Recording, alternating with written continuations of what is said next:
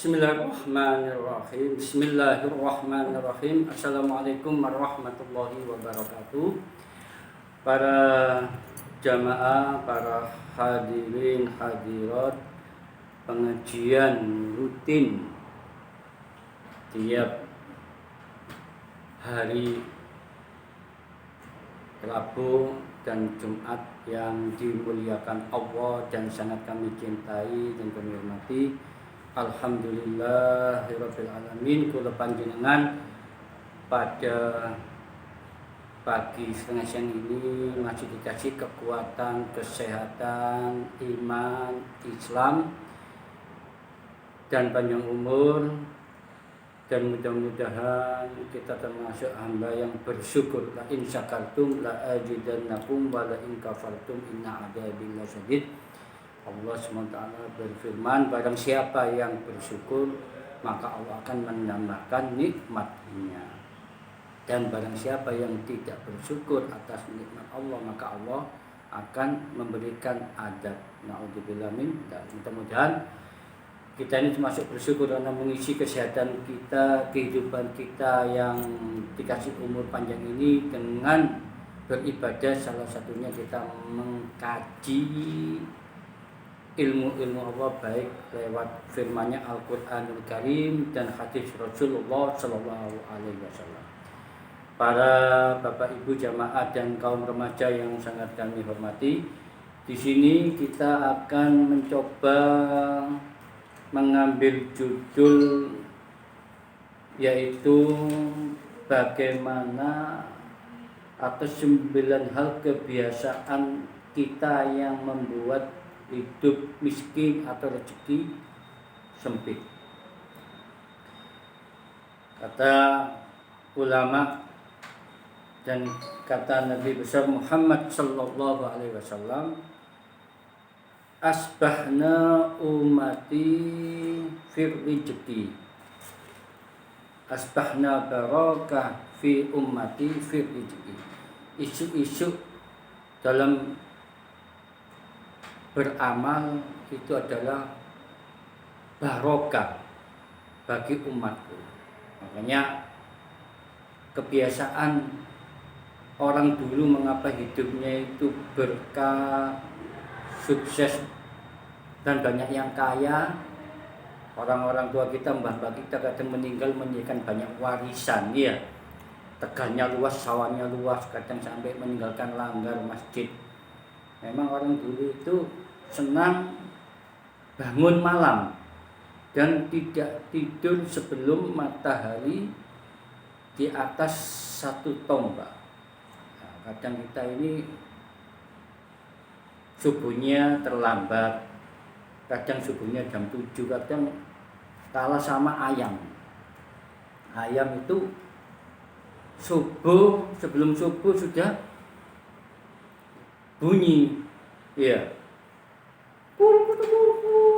ya, ayam jago berkokok. Makanya kalau panjenengan kepingin hidupnya tidak miskin, tidak sempit rezekinya, usahakan bangun seperti ayam, yaitu sebelum subuh. Usahakan ambil air wudhu, sholat tahajud, membaca kata ulama salaf, ya, ini hadisnya juga sahih. Subhanallah wa bihamdihi subhanallahil azim astaghfirullah. Siapa yang membaca ini waktu pagi sebelum subuh, kata ulama, boleh setelah subuh, maka oleh Allah dijauhkan dari keruwetan, kesempitan hidup. Nah, yang kedua, agar hidup kita tidak miskin, jangan senang mencabut kuku atau menggigit kuku. Nah, ini membuat miskin. Kalau nggak percaya sampai praktekkan. Nggak usah pakai ketokan kuku. Kalau ingin ngetoki kuku pakai apa? Pakai gigi. Nah, ini menurut para ulama, ya, dari sahabat Nabi tabi'in, akan membuat miskin. Itu yang kedua. Yang ketiga, jangan senang menyapu lantai atau rumah, yaitu dengan sapu tangan, ya, pakai kain sapu tangan. Ini membuat miskin. Tapi kalau nyapu pakai tebak atau pakai sapu lidi, itu membuat miskin. Hanya orang-orang kaya itu disiplin, kemana-mana bawa sapu tangan untuk ini, untuk tisu. Jadi tahu tempatnya. Jadi kami kepingin murid-murid saya, teman-teman saya, saudara saya ini hidupnya dikasih lancar, berkah, dan mudah-mudahan bisa kaya raya, bisa untuk bersedekah dan naik haji, amin ya robbal alamin. Itu tadi yang ketiga ya. Jadi membersihkan dengan sapu tangan, mencabut kuku dengan gigi, ini yang menyebabkan miskin. Yang keempat ya, yaitu jangan senang berangkat kerja terlalu pagi, kecuali ada udzur. Terlalu pagi contoh, kami lihat ya, maaf yang kerjanya ini biasanya jualan ini, ibu-ibu atau bapak-bapak jualan makanan, kadang sebelum sholat subuh sudah berangkat. Kalau gak gitu gak kumanan saya Ustaz. Nah, gini, asalkan jangan sampai tinggalkan sholat subuh, usahakan berjamaah. Saya melihat itu yang kerjanya keliling berangkat sebelum subuh, nggak kaya. Kadang kerjanya itu berangkat jam 7 pulang siang kaya. Jadi kerja yang paling barokah menurut Nabi besar Muhammad Shallallahu Alaihi Wasallam yaitu setelah sholat subuh yang meracangan. Jangan buka sebelum subuh, tak bisa kaya. Masa saya lebih percaya omongan Allah sebagaimana di surat An-Naba ya, surat An-Naba juz 30. Wa ja'alna nahara ma'asa, dan aku menjadikan siang untuk berusaha. Wa ja'alna laila libasa, dan aku menjadikan malam sebagai tempat untuk istirahat tidur. Nah, makanya karena sebelum subuh itu mandinya doa. Orang masih lelapnya istirahat, menikmati istirahatnya dari Allah. Jadi waja'alna nahara ma'asa.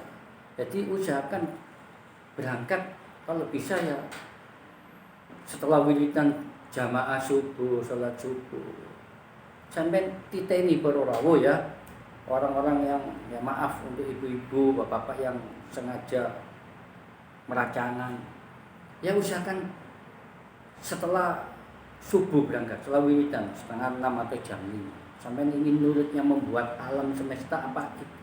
Nuruti omongannya orang. Kalau nuruti Allah, Allah yang membuat kita kata Allah ya Ghaniyu ya Muni ya Hayy ya Qayyum. Allah yang membuat kita hidup mati, rezeki itu Allah ya Wahhab, Maha Pemberi, ya Rajak, Maha Pemberi rezeki.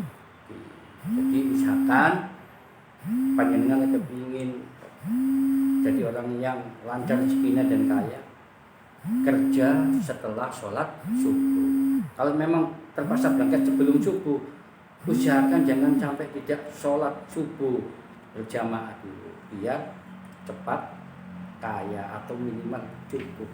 Ini trik dari Nabi kita, Nabi besar Muhammad Sallallahu Alaihi Wasallam dan para ulama salaf kita.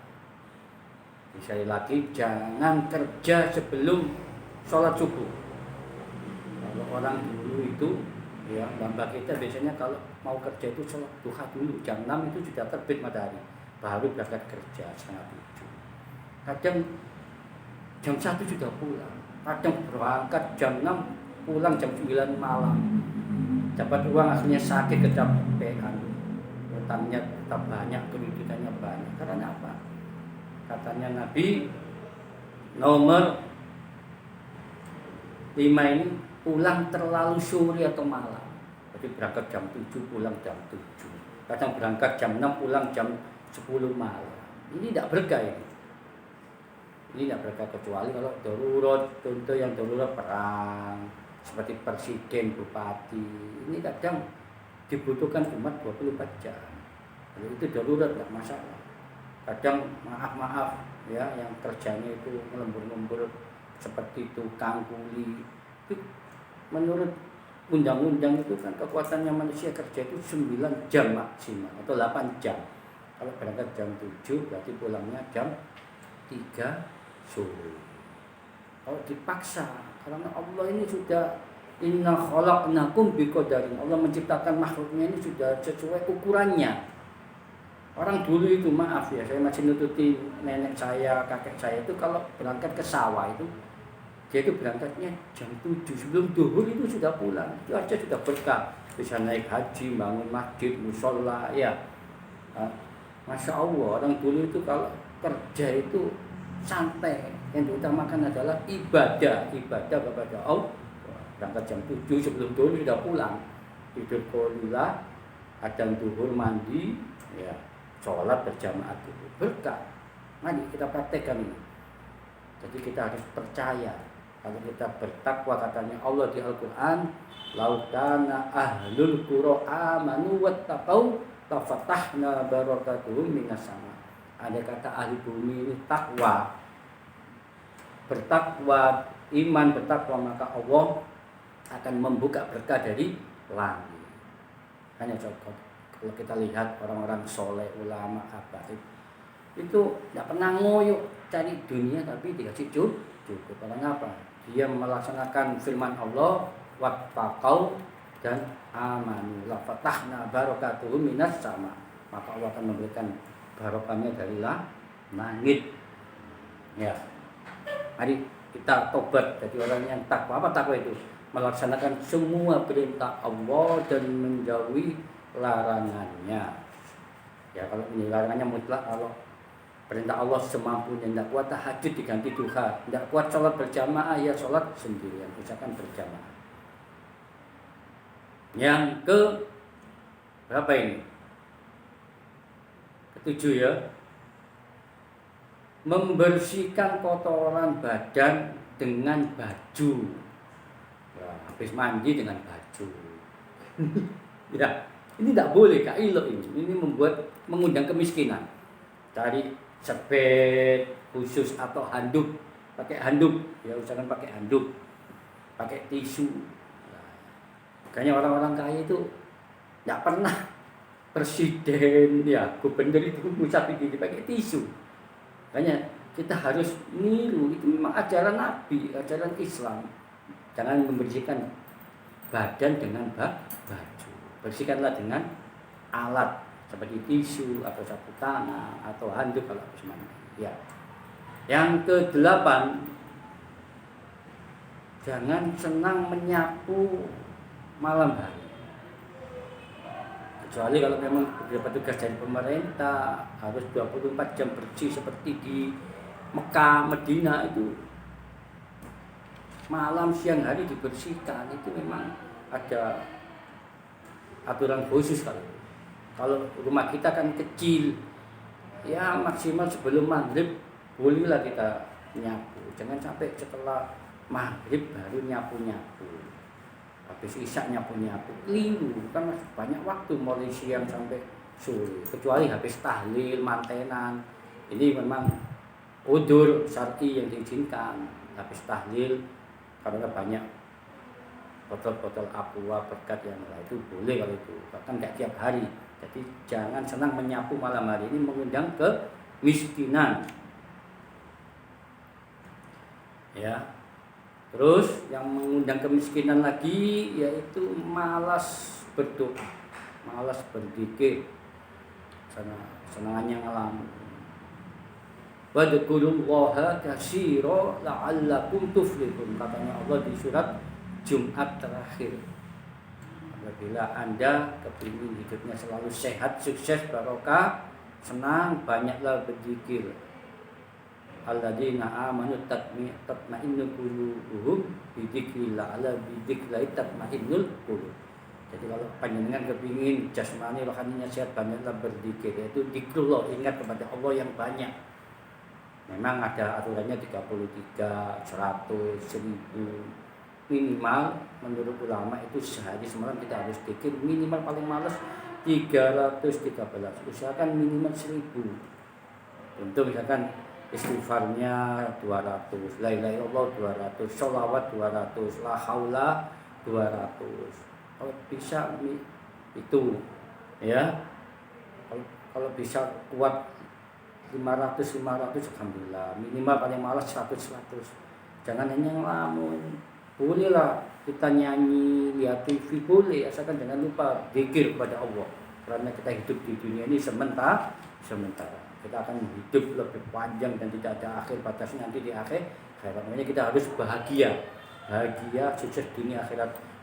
Katanya Nabi, Allahumma atina fid dunya hasanah wa fil akhirati hasanah.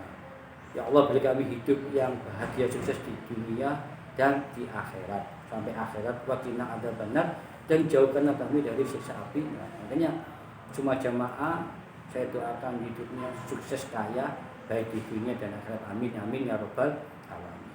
Salah satunya dengan banyak berzikir. Ya.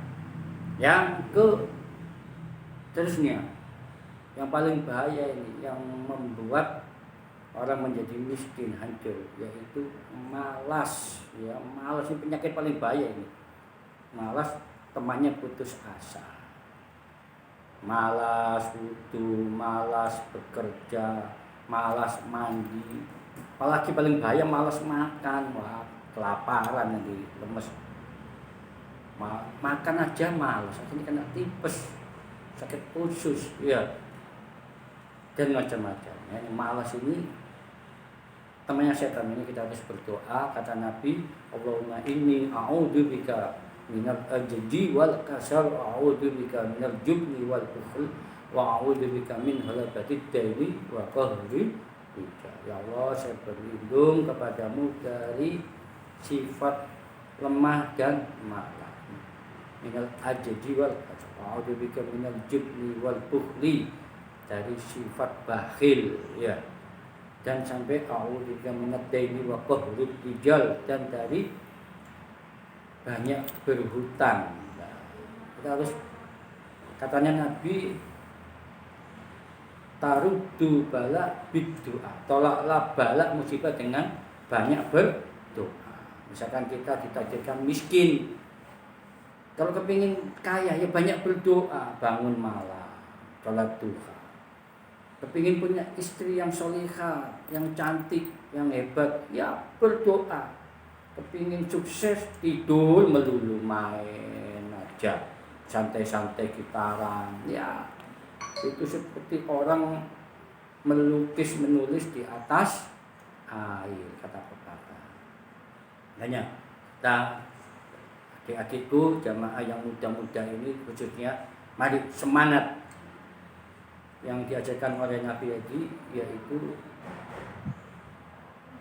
atina fid dunya, Rabbana atina fid dunya hasanah fil akhirati hasanah wa qina adzabannar.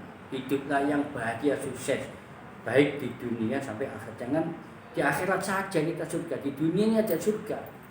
Contoh surga dunia, kita punya uang banyak, awak sehat, rumah bagus, punya mobil, harta melimpah, istri cantik, bisa ibadah, tenang, bisa naik haji, itu surga dunia. Punya ilmu yang cukup lah. Dan semuanya saya doakan sukses. Mari kita tutup pengajian ini dengan membaca Al-Fatihah, mudah-mudahan barokah ilmu ini. Mudah-mudahan orang tua kita yang sudah meninggal diampuni oleh Allah, yang masih hidup dari sehat walafiat, banyak rezekinya. Teman-teman kita yang sakit, mudah-mudahan oleh Allah dikasih kesembuhan. Yang punya hajat, mudah-mudahan hasil hajatnya, yang berdagang lancar, yang belum dapat kerja tepat dapat kerja, yang punya masalah beres masalahnya, yang masih punya utang mudah-mudahan cepat dilunasi oleh Allah. Allah hadaniya bi syafaati Rasul Muhammad sallallahu alaihi wasallam. Al-Fatihah. A'udzubillahi minasyaitonir rajim. Bismillahirrahmanirrahim. Ar-Rahmanir-Rahim. Iyyaka na'budu wa iyyaka nasta'in. Ihdinas siratal mustaqim. Shiratal an'amta 'alaihim ghairil maghdubi 'alaihim waladdallin. Para hadirin rahimakumullah, demikian pengajian di pagi ini. Kami Al-Fatih mohon maaf bila ada kesalahan atau kekurangan. Dan kami sampaikan banyak terima kasih atas perhatiannya. Jazakumullah khairan katsira. Ihdinas siratal mustaqim. Wa'afu minkum. Assalamualaikum warahmatullahi wabarakatuh.